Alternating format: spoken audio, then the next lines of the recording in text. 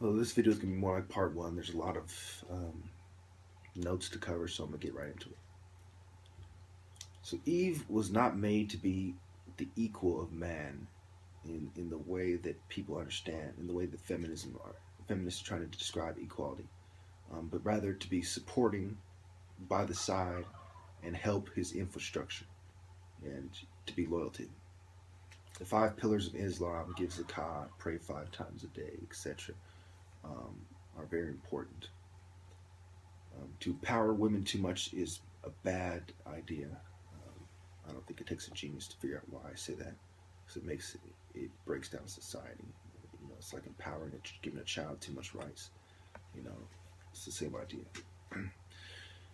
Well, anyway, I'm not going to elaborate on that. I don't have to correct you idiots everywhere. Just most of you watching this are smart enough to realize why I say that and what I'm getting at. In all humility, no woman is my equal. Again, mind, body, and soul. Um, there's two types of people who support psychiatry who are patients. One, who are addicted to the drugs, and they fake their mental illness, etc., to get their drugs. Two, they're the people who enjoy the medicine or enjoy their role in a secret society or some kind of group affiliated with psychiatry to push a psychiatric pharmaceutical agenda, which is really the Masonic agenda. B.F. Skinner came out with operating conditionings, giving privileges, rewards, and punishments to make sure you do what they want. There's different perspectives in psychology, and the most logical perspective, as they've been defined by psychology right now, is the sociological perspective. Because to understand someone's individual psychology, you have to understand the sociological processes and procedures of society that take place, the sociological events, the sociological aspects of the person's life. So you have to understand the microcosm and the macrocosm of sociology and psychology. The most I would say, in order for you to understand who sets the social norms and the effects that they have, for example, in order for you to understand who, so it's the sociological perspective is the most, in order to understand who sets the social norms and the effects they have on someone, for example. Social norms are set mostly by the left, and they do not do a good job of hiding their intention of wiping out religion in favor of atheism, feminism, and homosexuality.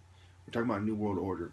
Um, the left has a slight more influence over the New World Order than the right, because the right mostly represents the old world order.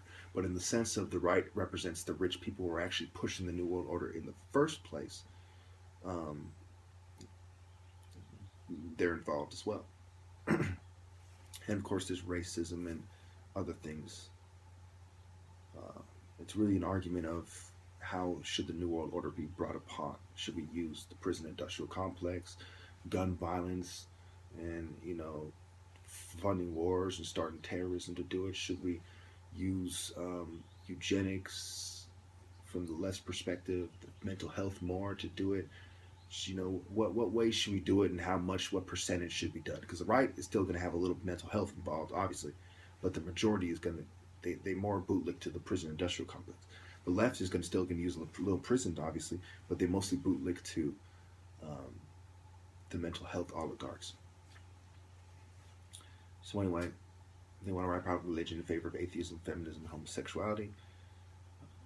We may one day understand mental disorder better, but and which ones actually exist and defining them accurately.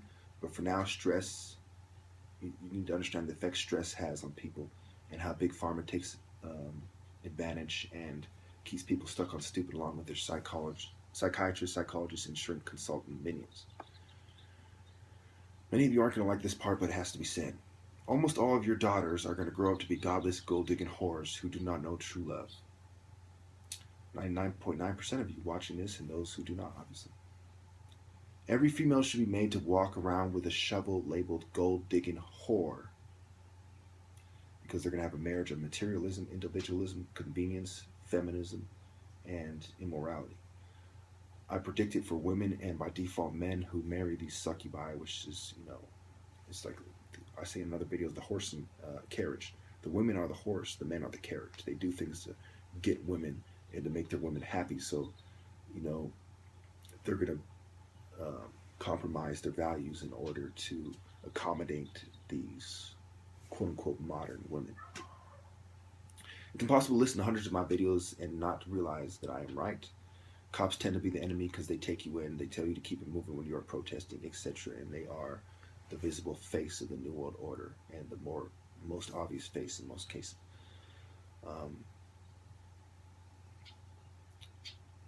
A lot of scum think it is not normal to get mad when talking about the things I'm talking about, or show signs of intense stress when people are shot all over the world over most of the things I talk about in my videos. And the people doing the shooting tend to be normal men of principle, etc. Part of the reason cops are mad because they are studying criminals. Imagine studying the biggest criminals of all, knowing the only logical answer is to eliminate them with violence. Thus, the reason the mafia was successful. Articles in New York Times talk about, the article in New York Times by David Rosenhall talks about seeing things, hearing things is actually normal for many people. He did a study where a bunch of people all told their doctors they heard voices, and they're all treated by schizophrenic. They're all treated as schizophrenics. The study was in 1973. So basically, it proved that auditory hallucinations and schizophrenia were synonymous in the psychiatrist's mind. Hearing voices is a normal mode of experience for many people.